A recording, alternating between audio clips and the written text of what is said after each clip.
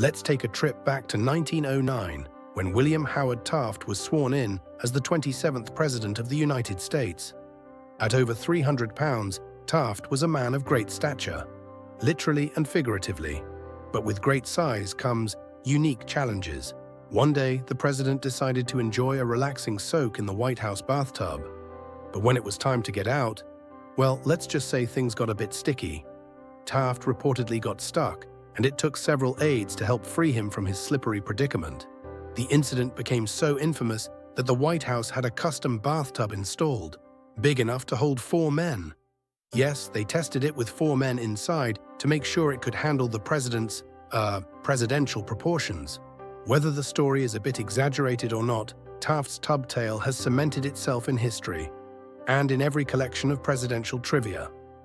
So here's to President Taft, proving that even leaders of the free world can have their sticky situations.